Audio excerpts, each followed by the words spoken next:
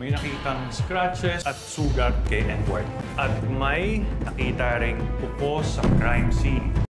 Gulat na gulat si Berna sa pagkalampag ni Bingo sa palayok na napasigaw pa ito at sinabihan niyang hindi naman siya bingi na kahit durog ang puso niya, sabay iinom na naman siya ng alak pero pinigilan siya ni Bingo at sinabing kailangan na niyang umuwi at wag na siyang iinom.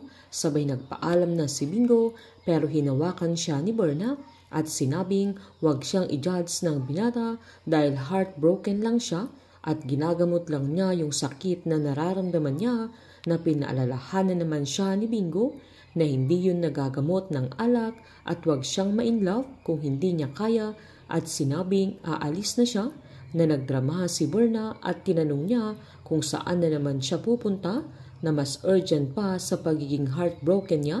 Nagad namang sinabi ni Bingo na merong mas urgent at si Caroline ang taong yun kaya napasigaw si Berna na ang swerte-swerte naman ni Caroline.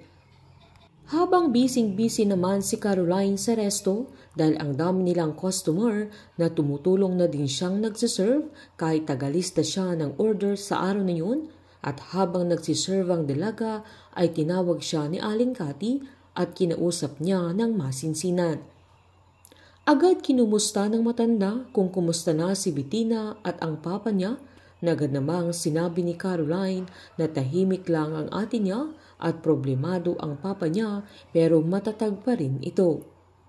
Giniit ni Aling Cathy na ipagdadasal niya ang bagay na yun, sabay sinabi niyang hindi niya alam kung bakit hindi mawala-wala ang malas sa pamilya nila na pinaalalahanan niya si Caroline na kailangan niyang i-maintain ang kredibilidad ng kanilang pamilya, sabay hinawakan ang mukha ng dalaga at sinabing maganda ang mukha niya na pagdating ng panahon na wala nang maihaharap na magandang mukha ang mga kapatid niya sa mga tao ay siya ang magiging mukha ng Pamilya Chu.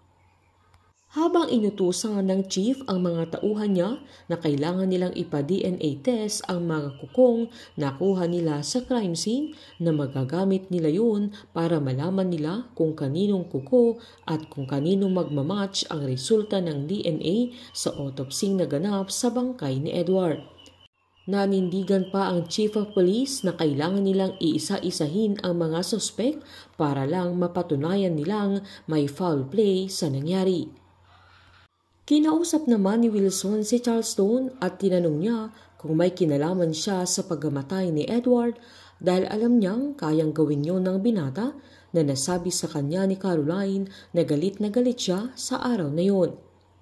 Agad namang humingi ng sorry ang binata na didisappoint niya ang pamilya nila pero nanindigan siyang wala siyang kinalaman sa nangyari kay Edward. Nagalit pang sinabi ni Wilson na nagtatanong siya at agad sinabi ng binata na sinagot na niya ang tanong ng papa niya. Sabay sinabi niyang pupuntahan talaga sana niya noong nalaman niya na siya ang may pakanan sa hacking ng GLC. Giniit ni Wilson na kailangan niyang mag-ingat sa mga binibitawan niyang salita dahil lahat ng mata ay nakatingin sa kanilang pamilya na kung may kinalaman siya ay sabihin na niya. Galit namang sinumbat ni Charleston na wala ng dahilan pang magpaliwanag siya sa kanya dahil hindi naman siya naniniwala sa kanya kaya natahimik si Wilson at saktong bumaba si Cindy at pinaalam niyang papunta na doon si Gina at may masamang balita siyang dala. Sino naman ang tinutukoy ni Aling Cathy na nagdadala ng malas sa Pamilya Chu at ano kaya ang dahilan na hindi matanggal-tanggal ang malas sa kanilang pamilya? Painit ng painit ang mga tagpo, sabay-sabay po nating subaybayan ng advance episode ng Can't Buy Me Love dito po sa aking channel. Patuloy lamang pong manood at mag-subscribe para ma-update po kayo sa mga susunod na episode. Marami pong salamat.